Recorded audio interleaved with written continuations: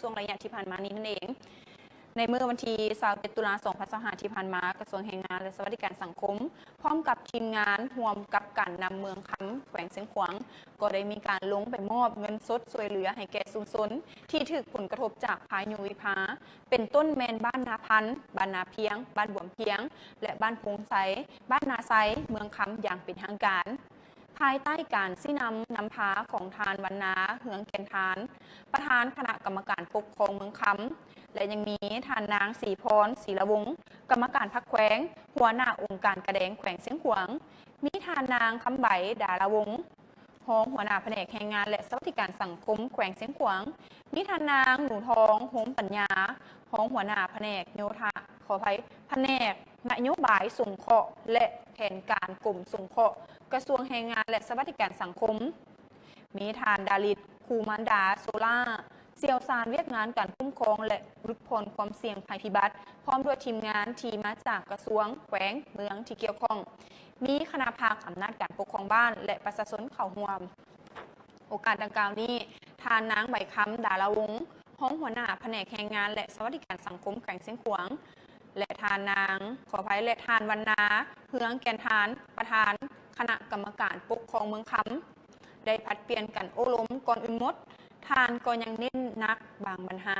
บางเนื้อในที่ว่าสำคัญต่อกับการลงมอบเงินในครั้งนี้พร้อมเรียกห้องมายังประชาชนพร้อมกันนั้นก็ได้นำเอาเงินที่ได้หับดังกล่าวนี้ไปนำใช้ภายในครอบครัวให้เกิดผลประโยชน์อันสูงสุดหลังจากนั้นคณะทีมงานกระทรวงแขวงเมืองก็ได้มอบเงินสดดังกล่าวตามขั้นตอนให้แก่ประชาชนซึ่งประกอบมี459ครอบครัวมีพลเมือง 2,584 คนรวมมูลค่าทั้งหมดแมน 1,274 ล้านกีบเฉลี่ยคนหนึ่งแมน500,000 กีบต่อคนโดยภายใต้การสนับสนุนให้เงินสดช่วยเหลือขององค์การอาหารโลกประจำสปป.ลาวทั้งนี้ก็เพื่อเป็นการช่วยเหลือประชาชนที่ถูกผลกระทบจากพายุวิภาและสามารถเข้าถึงอาหารที่มีโภชนาการและสิ่งที่ว่าจำเป็นได้ตื่มอีกเนาะอันนี้ก็ได้ว่าเป็นอีกหนึ่งเรื่องงานของทางด้านกระทรวงแรงงานและสวัสดิการสังคมเนาะโดยเฉพาะเพิ่นก็ได้มีการลงไปมอบเงินสดให้พร้อมในวันที่27ตุลาปี2025นี้ทั้งทานเกยอูดสิทธิเดชวีรสุดแห่งงานแห่งชาติลาวเจ้าของโรงงานน้ำดื่มในน้ำก้อนโลมาคำได้มีการนำเอาเครื่องอุปกรณ์ระบบสูบน้ำด้วยพลังงานไฟฟ้าแสงตะเวนแบบเคลื่อนที่จำนวน1สุดมูลค่าอยู่ที่26ล้าน4แสนกีบมอบให้กับบ้านคำปะเนเมืองชนบุรีแขวงสะหวรรณเขตเพื่อนำใช้เวียกงานการผลิตกสิกรรมในฤดูแล้งซึ่งกล่าวหับโดยทั้งพนักทานธนาแก้วขุนเฮืองกรรมการพรรคเมืองเลขาพรรคฐานกุมบ้านโดยการเป็นเกียรติเข้าร่วมของทั้งทานสุขสาครโพธิราชกรรมการพรรคแขงเลขาพรรคเมืองทั้งทานสุบินหลวงด้วงหักษาการเจ้าเมืองพนักงานหักฐานกองปฏิบัติงาน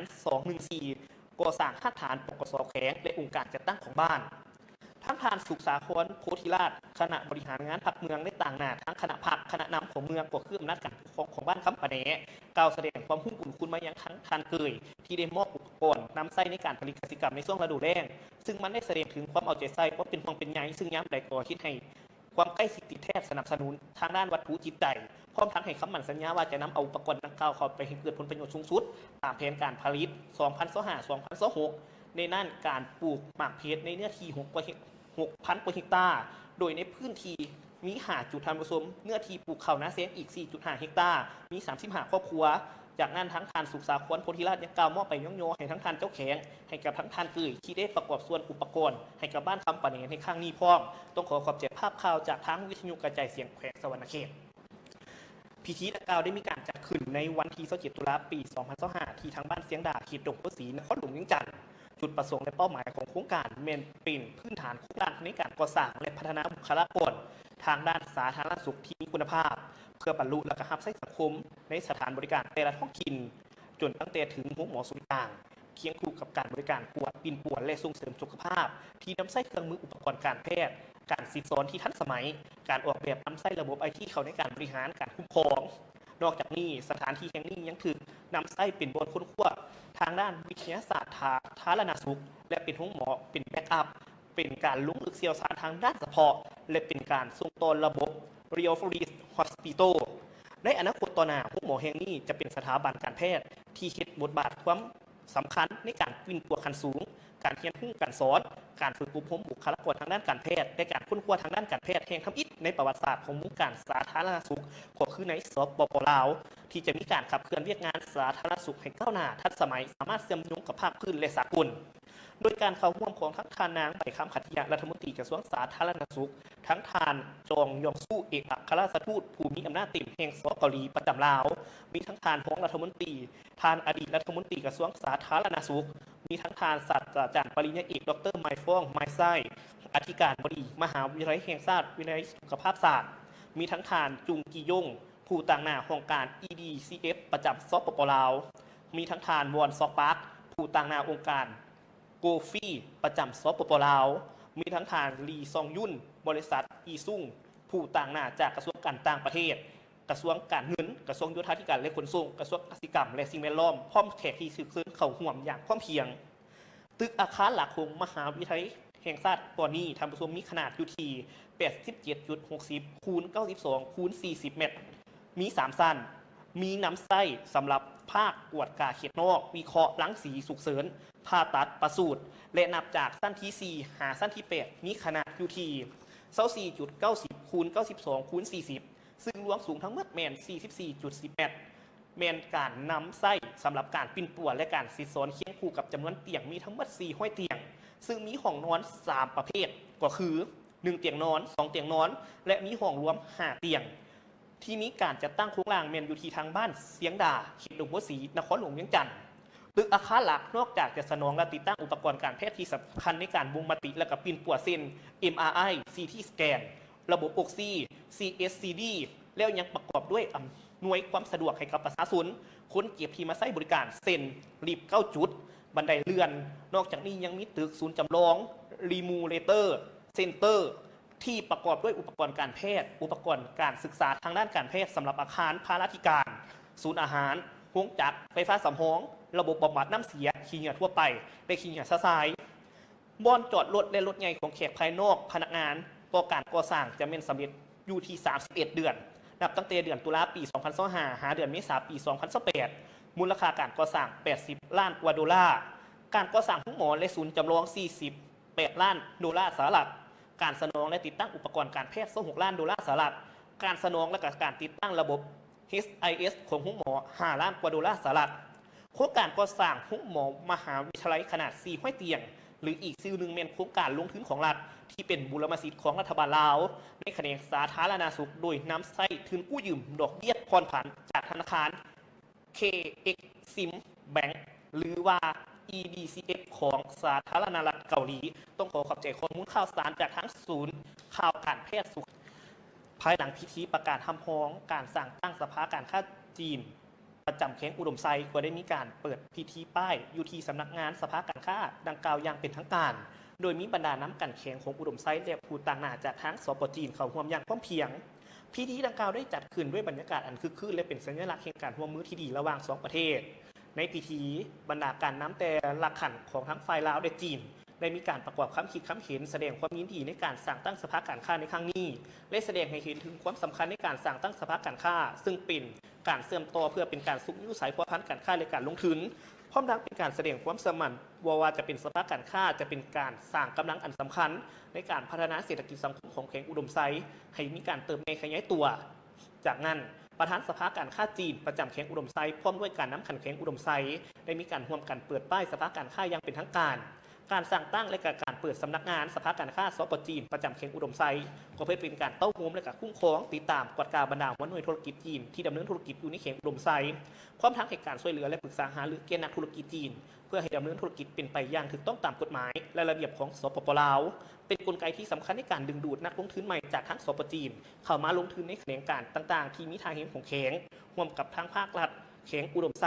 เพื่อช่วยเหลือทางด้านทุนฮอนและเทคนิควิชาการการพัฒนาสินค้ากสิกรรมและอุตสาหกรรมการปลูกแต่งเพื่อยกระดับชีวิตการเป็นอยู่ของประชาชนแขวงอุดมไซมีท่าแห้งที่สำคัญในทางด้านกสิกรรมและท่าแห้งมีธุรกิจชาวจีนดำเนินอยู่มาแล้ว108บริษัทการร่วมมือที่ผ่านมาระหว่างแขวงอุดมไซและฝ่ายจีนได้มีการสวมใส่ในหลายโครงเขตเป็นต้นเป็นการร่วมมือทางด้านกสิกรรมการพัฒนาศูนย์เทคนิคกสิกรรมโครงการคุ้มครองชีวนานาพันธุ์และโครงการปลูกพืชทดแทนการปลูกฟินการก่อสร้างสภาการค้าในครั้งนี้จะเป็นการยกระดับความ ร่วมมือให้มีประสิทธิภาพและเป็นระบบหลายขึ้นเป็นการส่งเสริมสายพัวพันมิตรภาพการร่วมมือทางด้านเศรษฐกิจการค้าให้ก้าวสู่ระบบใหม่เพื่อผลประโยชน์ร่วมกันทั้งสองชาติพิธีดังกล่าวได้มีการจัดขึ้นในวันที่27ตุลาคมปี2025อยู่ที่ทางโรงแรมเซิงซางโดยทั้งทานปริญญาเอกวงศ์สวรรค์ไสยวงศ์รองเลขาพรรคแขงประธานคณะกรรมการปกครองแขงมีทั้งทานกลางเสือผิงกงศูนย์ใหญ่สปจีนประจำแขงหลวงพระบางพร้อมด้วยคณะประธานสภาการค้าในวันที่23ตุลาคมที่ผ่านมาทางแผนกตำรวจและสกัดกั้นต้านยาเสพติดปกส.แขงเวียงจันทร์ได้มีการลงม่านคดีเป้าหมายแบกกระท่อมอยู่บ้านโพนสว่างเมืองพูนหงแขงเวียงจันทร์สามารถกักตัวผู้ต้องหาได้1 คนซื้อว่าเท่าทักนุ้งไซพร้อมด้วยของกลางกระท่อมน้ำหนัก300 กิโลทำผสมยาดีไอจำนวนอีก4 แก้วมาทำการสืบสวนสอบสวนขยายผลตกมาฮอดวันที่14ตุลาคมปี2025ทำผสมกักตัวเป้าหมายนี้ได้1 คนซื้อว่าเท่าอนุสี26 ปีอาชีพกรรมกรอยู่บ้านโพนสวัสดิ์เหนือเมืองศรีโคตะบองนครหลวงเวียงจันทร์เป็นของกลางยาบ้าใบกระท่อม29.5 กิโลยาดีไอจำนวน 2,715 แก้วและยาสูบไฟฟ้า95 อันในวันที่16ได้กักตัวเป้าหมาย3 คนซื้อว่าเท่าปะพ้นอายุ44 ปีอาชีพกรรมกรเป็นคนสัญชาติไทยอยู่บ้านเสี่ยวเนาะเมืองปิ่นกะลักจังหวัดศรีสะเกษและกระเท่าคุ้มสันอายุ45 ปีอาชีพกรรมกรเป็นคนสัญชาติไทยอยู่บ้านหนองแกงซาดเมืองไซกาเขตบึงกาฬและนางอ่อละกาอายุ33 ปีอาชีพกรรมกรเป็นคนสัญชาติไทยอยู่บ้านน้าเสี่ยวเขตศรีสะเกษพร้อมด้วยของกลางใบกระท่อม75 กิโลทั้ง3 คนเป็นถือกักตัวอยู่เขตบ้านดุงนาทองเมืองศรีโคตะบองนครหลวงเวียงจันทร์ผ่านการทำการสืบสวนสอบสวนขยายผลในวันที่18ตุลาคมปี2025กักตัวเป้าหมายได้อีก1 คนซื้อว่านางจุลศักดิ์อายุ39 ปีอาชีพค้าขายเป็นประชาชนบ้านนาหายเมืองหาดไซฟองนครหลวงเวียงจันทร์พร้อมด้วยของกลางใบกระท่อมน้ำหนัก100 กิโลวันที่21ตุลาคมปี2025ได้กักตัวเป้าหมาย6 คนซื้อว่าเท่าสมบัติอายุ23 ปีอาชีพกรรมกรอยู่บ้านภูคำเมืองไซธานีนครหลวงเวียงจันทร์เท่าบุญทวีอายุ22 ปีอาชีพกรรมกรอยู่บ้านโน้นแสงจันทร์เมืองไซธานีนครหลวงเวียงจันทร์ทั้ง2มีของกลางใบกระท่อม180 กิโลเท่าวันนารีอายุ29 ปีทำสดอาชีพกรรมกรอยู่บ้านโซกน้อยเมืองไซธานีนครหลวงเวียงจันทร์พร้อมของกลางใบกระท่อม120 กิโลนางไม้อ่อนอายุ32 ปีอาชีพค้าขายอยู่บ้านโพนเมืองน้อยเมืองคำเกิดแขงบริคำไซพร้อมของกลางใบกระท่อม130 กิโลน้ำยาดีไอ1,000 แก้วและเท่าทาวันอายุ21 ปีอาชีพนักศึกษาอยู่บ้านสีส้มซืนนครโคตะบองนครหลวงเวียงจันทร์พร้อมด้วยของกลาง120 กิโลเท่าพรประเสริฐอายุ25 ปีอาชีพกรรมกรอยู่บ้านดอนซิงซูเมืองสีโคตตะบองท่านผู้ชมของกลางยาบ้าเอาของกลางใบกระท่อมท่านผู้ชม120 กิโลและวันที่22ตุลาคม2025ได้กักตัวเป้าหมายอีก2 คนคือว่านางอรพันธ์อายุ35 ปีเป็นประชาชนบ้านนาสั่งไผ่เมืองไซเสถาและกนางดีดาอายุ17 ปีอยู่บ้านนาสั่งไผ่เมืองไซเสถานครหลวงเวียงจันทร์ทั้ง2 คนมีของกลางใบกระท่อม41 กิโลและยาดีไอจำนวน3,375 แก้วยาสูบไฟฟ้าจำนวน238 อันปัจจุบันคดีดังกล่าวได้ส่งให้เจ้าหน้าที่ตำรวจร่วมดำเนินคดีตามระเบียบกฎหมายบ้านเมืองเป็นการต่อไปต้องขอบใจภาพข่าวจากทั้งปกส.แขงเวียงจันทร์มาขายอยู่ที่บ้านดงเส้นดีหน่วย30เมืองนาไซทองนครหลวงจันทร์ซึ่งเป็นเฮือนวิลล่าสั้นเดียวมี8 ห้องนอนมีคนอาศัยอยู่น้ำกันทั้งหมดนี่แม่น12 คนซึ่งว่าในมื้อเกิดเหตุมีคนอยู่เฮือน7 คนส่วนจำนวนที่เหลือแม่นบ่ได้อยู่เฮือนเหตุการณ์ปล้นชิงทรัพย์เกิดขึ้นในเมื่อวันที่26ตุลาคม2025เวลาแมน20:30 นาทีได้มีคนให้เป็นเพศชายจำนวนทั้งหมดนี่แมน17 คนใส่ชุดสีดำใส่หมวกแก๊ปแล้วก็ใส่ผ้าปิดปากลักษณะของคนแมนจอยน้อยสามารถเบ้าภาษามงได้มีอาวุธครบมือซึ่งว่าเป็นประเภทปืนสั้นโบทราบชนิดปืนอากาศ2 กระบอกได้ปีนเข้ากำแพงหัวด้านหลังเข้ามาเฮือนของเท้าเนงยงจ้าแล้วก็ได้มีคนให้นั่นไปงัดประตูเข้าทางด้านหลังของเฮือนหลังจากนั้นก็ได้มีคนให้จำนวน6 คนเข้ามาภายในเฮือนแล้วก็ได้สุกประตูห้องที่4ซึ่งอยู่ในห้องที่4นั้นมีเท้าบุญมีจ้า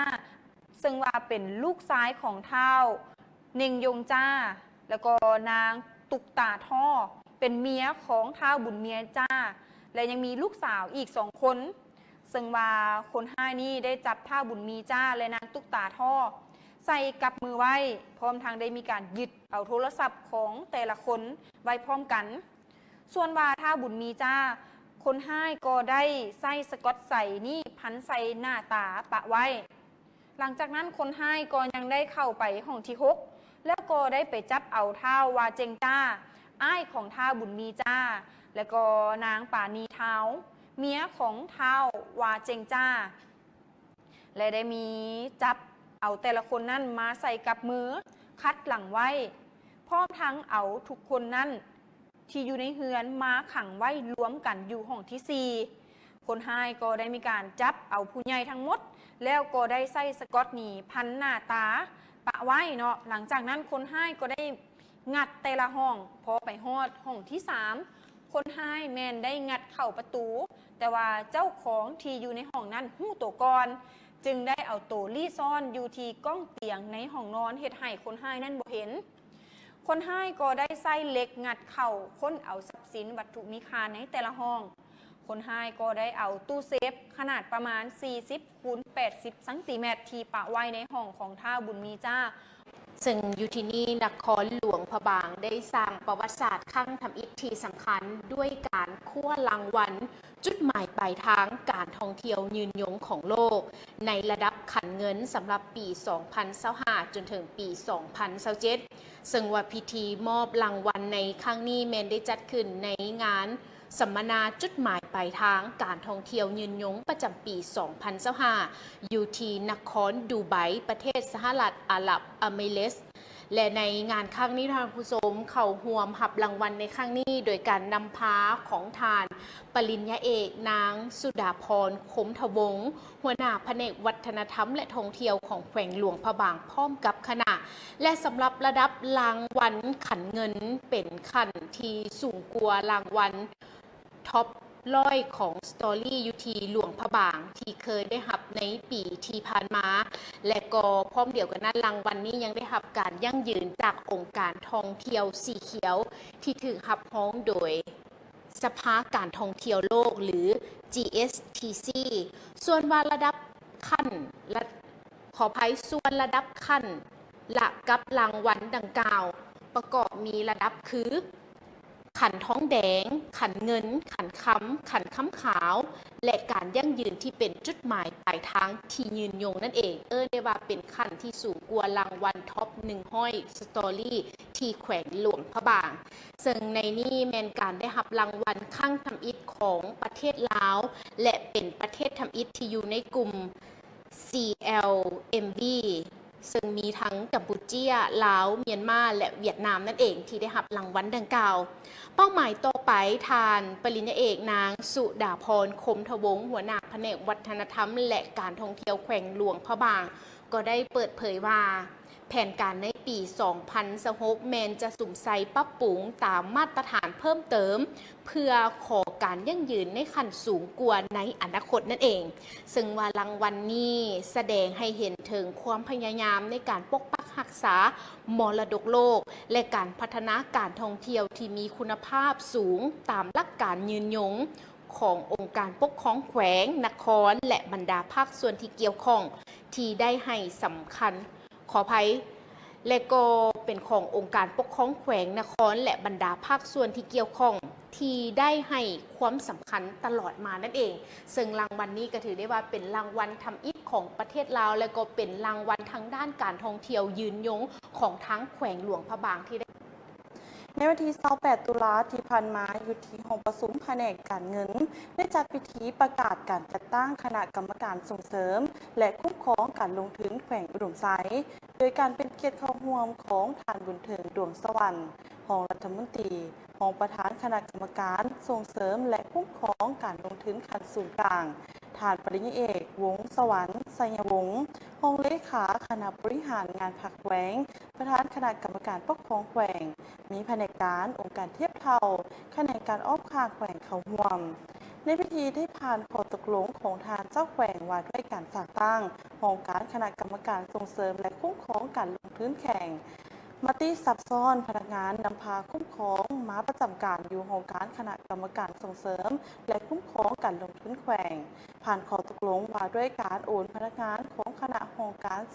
เขตเศรษฐกิจพิเศษและภาคส่วนอื่นไปขึ้นกับองค์การคณะกรรมการส่งเสริมและคุ้มครองการลงทุนแขวงผ่านข้อตกลงแต่งตั้งหัวหน้าองค์การคณะกรรมการส่งเสริมและคุ้มครองการลงทุนแขวง ผ่านข้อตกลงแต่งตั้งของหัวหน้าองค์การคณะกรรมการส่งเสริม และคุ้มครองการลงทุนแขวง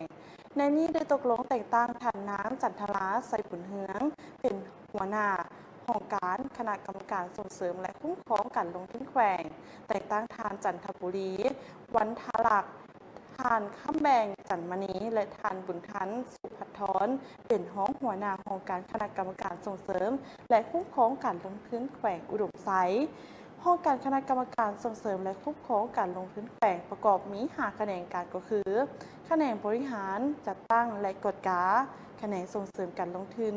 คะแนนค้นคว้าโครงการลงทุนคะแนนคุ้มครองกฎการและประเมินผลและคะแนนสิ่งแวดล้อมสังคมและแรงงานแม่นกงจากการจัดตั้งหนึ่งที่ขึ้นกับแขวงมีฐานะเท่ากับแผนกมีภาระบทบาทเป็นเสนาธิการให้แก่คณะกรรมการส่งเสริม และคุ้มครองการลงทุนขั้นส่วนกลาง และคณะกรรมการส่งเสริม และคุ้มครองการลงทุนขั้นแขวงมีภาระบทบาทเป็นห้องการบริการลงทุนประตูเดียวในการค้นคว้าต่อการเสนอขอลงทุนในกิจการสัมปทานกิจการควบคุมตามการแบ่งขั้นคุ้มครองประสานสมทบและสุขโยการปรับปรุงความสะดวกการลงทุนดึงดูดส่งเสริมปกป้องและคุ้มครองการลงทุนของภาคเอกชนการลงทุนรวมภาครัฐและเอกชนรวมทั้งการพัฒนาและคุ้มครองเขตเศรษฐกิจพิเศษเขตเศรษฐกิจพิเศษเฉพาะเป็นต้นแมนเขตนิคมอุตสาหกรรมและเขตเทคโนโลยีและหมอมิตรภาพ150เตียงจัดงานเฉลิมฉลองวันพยาธิเส้นเลือดสมองสากลครั้งที่9ภายใต้คำขวัญป้องกันดีกว่าเป็นปัวในวันที่29ตุลา2025ที่ห้องหมอมิตรภาพมีท่านดร.สอนไซรัศวงศ์ผู้อำนวยการห้องหมอมิตรภาพพร้อมด้วยคณะอำนวยการแพทย์หมอพยาบาลคนเจ็บผู้ให้การสนับสนุนและภาคส่วนที่เกี่ยวข้องเข้าร่วมท่านดร.สอนไซรัศวงศ์กล่าวว่าพยาธิเส้นเลือดสมองเป็นพยาธิที่ว่าส่งผลกระทบต่อสุขภาพก็คือการปฏิบัติหน้าที่เวียกงานของพ่อแม่ประชาชนถ้าเกิดเหตุพยาธิดังกล่าวและจะพาให้มีความเสี่ยงต่อการสูญเสียการปฏิบัติหน้าที่และให้แห้งถึงขั้นเสียชีวิตหรือเป็นอัมพาตบ่สามารถช่วยเหลือตนเองได้กลายเป็นภาระให้แก่ครอบครัวและสังคมพยาธินี้เป็นพยาธิที่บ่ติดต่อส่วนใหญ่เกิดจากตัวเขาเองโดยเฉพาะพฤติกรรมการดำรงชีวิตเช่นอาหารการกินขาดการออกกำลังกายพยาธิความเครียดอื่นๆสามารถส่งผลกระทบต่อบรรดาเส้นเลือดหัวใจซึ่งห้องหมอมิตรภาพได้มีหน่วยงานเฉพาะให้บริการเป็นปัวการให้ความรู้ต่างๆเกี่ยวกับพยาธิเส้นเลือดสมองการให้ความรู้ในเบื้องต้นจะสามารถเป็นปัวได้ทันเวลาดังนั้นถ้ามีอาการแขนขาอ่อนแรงใบหน้าบิดเบี้ยวหรือซบเตื่อยลง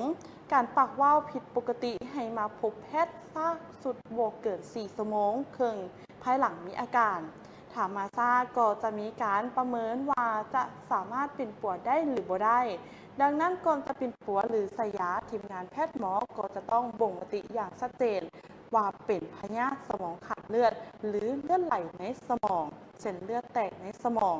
ซึ่งว่าห้องหมอมิตรภาพมีทีมงานผ่าตัดสมองและทีมงานปิดปวดและระบบประสาทพยาธิเส้นเลือดสมองถือว่าเป็นปัญหาสาธารณสุขที่ร้ายแรงและเป็นสาเหตุอันดับต้นๆของการเสียชีวิตในประเทศลาวปัจจุบันผู้ป่วยที่ว่าเป็นผู้ป่วยเส้นเลือดในสมองนี่ที่ได้เข้ารับการเป็นปัวอยู่ที่ห้องหมอมิตรภาพได้เพิ่มขึ้นอย่างหลากหลายจาก385คนในปี 2015 หาปี 2016 เพิ่มขึ้นมาเป็น 1,141 คนในปี 2023 หาปี 2024 ท่านดร.ใส่สวัสดิ์แก้วสดใสหัวหน้าแผนกระบบประสาทได้ขึ้นบรรยายให้ความรู้เกี่ยวกับการที่ว่ามีอาการเตือนภัยของพยาธิดังกล่าวปัจจัยเสี่ยงหลักแม่นมาจากพยาธิประจำตัวที่บ่ได้ควบคุมเส้นความดันเลือดสูงพยาธิเบาหวานและไขมันในเลือดสูงการป้องกันที่ดีที่สุดแม่นควบคุมพยาธิประจำตัวกินอาหารที่มีประโยชน์ออกกำลังกายเป็นประจำและก็มากวดพยาธิและต่อยาตามแพทย์นัดถ้าว่ามีพยาธิประจำตัวฉะนั้นการป้องกันแม่นมาจากตัวเขาเอง ก่อนจะให้พยาธิเกิดขึ้น การเป็นปัวแมนตกคนเจ็บ70 ส่วนห้อย แพทย์หมอ หรือการนำไส้ยาเพียงแต่30 ส่วนห้อยเท่านั้น แล้วการนี้เฮียข้อมายังพ่อแม่ประชาชนโดยเฉพาะแม่นไว้อายุ40 ปีขึ้นไปให้เอาใจใส่ในการเบิ่งแยงสุขภาพปรับปรุงเปลี่ยนแปลงพฤติกรรมการดำรงชีวิตเป็นต้นแม่นการอยู่การกิน และก็การออกกำลังกาย พร้อมกันเป็นเจ้าภาพเจ้าการในการรักษาสุขภาพเพอว่าพวกเราทุกคนมีส่วนสวยลดผ่อนภาระของพยาธินี้ได้นั่นเองท่านผู้ชมเนาะเชื่อว่านี่เพิ่นก็ได้มีการบรรยายเกี่ยวกับปัญหาดังกล่าวก็คือพยาธิดังกล่าวนั่นเองท่านผู้ชมเนาะเชื่อว่าเกิดขึ้นหลายในยุคปัจจุบันนี้เกี่ยว ในค่ำวันที่29 ตุลา2025ทานคำปานเคนวงศักดิ์สมาชิกสภาแห่งชาติประจำเขตเลือกตั้งที่ 13 ห้องประธานคณะกรรมการวัฒนธรรมสังคมและบรรดาเผ่าของสภาประชาชนแขวงได้ร่วมกับคณะแผนกศึกษาธิการและกีฬาแขวงสวรรณเขตที่ต่างหน้าโดยทานนางโบแก้วแก้วภาวันห้องหัวหน้าแผนกศึกษาธิการและกีฬาแขวงได้เคลื่อนไหวโฆษณาเผยแพร่นิติกรรมใต้กฎหมายในโครงเขตเวียกงานการศึกษาและกีฬาอยู่ในโรงเรียนมัธยมสมบูรณ์สวรรค์นครไก่สอนพรหมวิหารมีสมาชิกสภาประชาชนแขวงประจำเขตเลือกตั้งนครคณะนำห้องการศึกษาธิการและกีฬานครอำนาจการปกครองบ้านครูอาจารย์ตลอดฮอดพ่อแม่ประชาชนและก็นักเรียนเข้าร่วมรับฟังสำหรับการลงโฆษณาเผยแพร่ในครั้งนี้ทั้งคณะแม้นได้รับฟังการรายงานโดยสังเกตต่อกับเวียกงานการศึกษาและกีฬาในระยะที่ผ่านมาภายหลังที่รับฟังการรายงานแล้วผู้ที่เข้าร่วมยังได้รับฟังการเผยแพร่ข้อตกลงของรัฐมนตรีกระทรวงศึกษาธิการและกีฬาว่าด้วยการจัดตั้งและการเคลื่อนไหวของคณะพัฒนาการศึกษาขั้นบ้านฉบับเลขที่5707/สสกลงในวันที่11 ตุลาปี 2023ข้อตกลงของทานเจ้าแขวงสวรรณเขตว่าด้วยการมีส่วนร่วมของสังคมต่อการศึกษาก่อนวัยเรียนและสามัญศึกษาทั่วแขวงสวรรณเขตฉบับเลขที่535/จขลงในวันที่1 มีนาปี 2024และข้อตกลงของทานเจ้าแขวงสวรรณเขตว่าด้วยการสกัดกั้นและแก้ไขปัญหายาเสพติดในสถานการณ์ศึกษาทั่วแขวงสวรรณเขตฉบับเลขที่1736/จขลงในวันที่26 สิงหาปี 2025นอกจากนี้ก็ยังได้รับฟังการเผยแพร่มติกองประชุมสภาแห่งชาติว่าด้วยการรับร้องเอาบทรายงานของรัฐบาลเกี่ยวกับการจัดตั้งปฏิบัติยุทธศาสตร์ปฏิรูประบบการศึกษาและการพัฒนาทรัพยากรมนุษย์แห่งชาติระยะผ่านมาฉบับเลขที่136/สพสลงในวันที่11 ธันวาคมปี 2024และเผยแพร่มติกองประชุมสภาประชาชนแขวงว่าด้วยการรับร้องเอาบทรายงานขององค์การปกครองแขวงเกี่ยวกับการจัดตั้งปฏิบัติยุทธศาสตร์ปฏิรูประบบการศึกษาและการพัฒนาทรัพยากรมนุษย์แห่งชาติระยะผ่านมาฉบับเลขที่24/สพขจำสกลงในวันที่25 ธันวาคมปี 2024ภายหลังที่สิ้นสุดการนำเสนอและเผยแพร่แล้วก็ยังได้เปิดโอกาสให้ผู้ที่เข้าร่วมได้มีการแลกเปลี่ยนคำคิดคำเห็นอย่างกงไปกงมาต่อกับโขงเขตเวียกงานการศึกษาและกีฬาตื่นอีกซึ่งบรรดาทานที่นำเสนอและเผยแพร่กฎหมายก็ได้ให้ความกระจ่างแจ้งในแต่ละปัญหาเหตุให้ผู้เข้าร่วมรับฟังได้มีความรับรู้และเข้าใจต่อกับนิติกรรมต่างๆในโขงเขตการศึกษาและกีฬาหลายขึ้นพร้อมทั้งเป็นการสุขยุส่งเสริมการเข้าร่วมหรือว่าการเข้าโรงเรียนของนักเรียนและลดผ่อนอัตราการปะละการเรียนของนักเรียนในสั้นต่างๆอีกด้วยและนี่ก็ถือได้ว่าเป็นอีกหนึ่งเวียกงานของโขงเขตเวียกงานการศึกษาธิการและกีฬาอยู่ในค่ำวันที่29 ตุลา2025นี้ทางทีมงานโฆษณาความปลอดภัยตามทางหลวงแขนงขนส่งแผนกโยธาธิการและขนส่งสมทบกับทางแผนกจราจรบกส.แขวงนำโดยทานคำเผ่าอินแก้วมณีหัวหน้าแขนงขนส่งพร้อมด้วยองค์การที่เกี่ยวข้องได้สืบต่อลงโฆษณาปลูกจิตสำนึกเกี่ยวกับเวียกงานความปลอดภัยตามทางหลวงอยู่ที่โรงเรียนมส.ดอนไซเมืองไซเข้าร่วมเป็นมิทานบัวทองเพ่งศรีอำนวยการโรงเรียนมส.ดอนไซพร้อมด้วยครูอาจารย์และก็น้องนักเรียนสั้นม.3 หาม.7 เข้าร่วมด้วยกันจุ จุดประสงค์ในการลงโฆษณาก็แม่นเพื่อเฮ็ดให้ผู้ขับขี่ได้มีความรู้เกี่ยวกับกฎจราจรทางบกกฎระเบียบการขับขี่การนำใช้รถใช้ถนนเพื่อแนะใส่ลดผ่อนการเกิดอุบัติเหตุให้หน่อยลง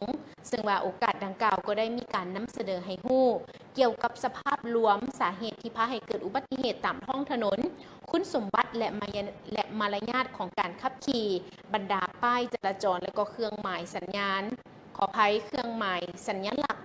จราจรตามเส้นทางต่างๆพร้อมนั้นก็ได้มีการเผยแพร่ดำรัสว่าด้วยกฎหมายจราจรทางบกซึ่งว่าทั้งแขวงอุดมไซด์เป็นแขวงหนึ่งที่มีพาหนะเพิ่มขึ้นเฮ็ดให้การสัญจรบ่รับประกันถึงความปลอดภัยในปี2025เฉพาะเดือนมังกรหาเดือนมีนามีอุบัติเหตุเกิดขึ้นทั่วประเทศทั้งหมด8,370 รายพาหนะเปเพไป 6,678 คันคนได้รับบาดเจ็บ 5,985 คนเสียชีวิตไป518 คนสำหรับทางแขวงอุดมไซด์เฉพาะปี2025ทั่วแขวงอุดมไซด์มีอุบัติเหตุเกิดขึ้นทั้งหมด183 รายในนี้เมืองมี118 รายแขวงมี65 รายพาหนะเปเพทั้งหมด146 คันคนได้รับบาดเจ็บทั้งหมด153 คนเป็นหญิง31 คนและเสียชีวิต37 คนเป็นหญิง9 คนมูลค่าเสียหายในเบื้องต้น2ตื้อ318 ล้านกีบสาเหตุต้นต่อของการเกิดอุบัติเหตุย้อนสภาพเส้นทางอย่างเส้นทางแคบทางโค้งทางขึ้นค่อยลงค่อยและย้อนผู้ขับขี่บ่ปฏิบัติกฎจราจรอย่างเส้นเมาแล้วขับแล่นไว้เกินกำหนดบ่ปล่อยสิทธิ์ไปบ่ถึกซองทางของตนเองการย่างแคมทางบ่ถึกเบื้องและคนอื่นพร้อมนี้ทางทีมงานก็ยังได้จัดเป็นกิจกรรมถามตอบความรู้เกี่ยวกับการขับขี่ปลอดภัยตามท้องถนนหลวงและก็เอาของขวัญของรางวัลเติมอีกสำหรับการลงโฆษณาเผยแพร่ในครั้งนี้อยู่ที่โรงเรียนมส.ดอนไซเมืองไซแขวงอุดมไซนั่นเองในวันที่27 ตุลาคม 2025กองตำรวจจราจรและหน่วยงานต้านสกัดกั้นยาเสพติดปกส.เมืองเวียงภูขาแขวงหลวงน้ำถาได้ลงเคลื่อนไหวโฆษณาเผยแพร่ระเบียบการสัญจรทางบกอัคคีภัยผลให้และภัยอันตรายของยาเสพติดอยู่ที่โรงเรียนมัธยมตอนต้นปากขานนำพาโดยห้อยเอกศิลาสุริวันหัวหน้าแผนกตำรวจปกส.เมืองเวียงภูขาพร้อมด้วยพนักงานที่เกี่ยวข้องโดยการเข้าร่วมของทานฤทธิ์สมสวรรค์ห้องอำนวยการโรงเรียนมัธยมตอนต้นปากขานมีครูอาจารย์และน้องนักเรียนภายในเข้าร่วมการลงโฆษณาเผยแพร่ในครั้งนี้ได้นำเอาเอกสารกฎหมายความรู้พื้นฐานเกี่ยวกับการสกัดกั้นยาเสพติดผลให้และเรียกงานการต้านและสกัดกั้นยาเสพติดความรู้พื้นฐานเกี่ยวกับการสกัดกั้นต้านอัคคีภัยกฎระเบียบการสัญจรเส้นทางหลวงการสัญจรเพื่อความปลอดภัยทั้งนี้ก็เพื่อให้น้องนักเรียนทุกคนได้หับโง่กันได้เนื่องไหนและสามารถช่วยได้ด้านเรียกงานวิสาเฉพาะในการต้านและสกัดกั้นปัญหาปรากฏการณ์เหนียวท่อต่างๆมีสติระมัดระวังตัวในการดำรงชีวิตเพื่ออนาคตที่สดใสเตือนตัวเป็นเจ้าการเคลื่อนไหวตามแนวทางที่ถูกต้องของพรรคระเบียบกฎหมายของรัฐอย่างเข้มงวดโบเข้าร่วมกระบวนการต่างๆที่ส่งผลกระทบต่อความสงบและความเป็นระเบียบเรียบร้อยทางสังคมนั่นเองผู้ชมเนาะถือว่านี่ก็เป็นการที่ว่าได้มีการลงเผยแพร่ให้กับน้องน้อยนักเรียนมัธยมตอนต้นปากคานเองผู้ชมเนาะถือว่าปกส.ของแขวงพระพาเมือง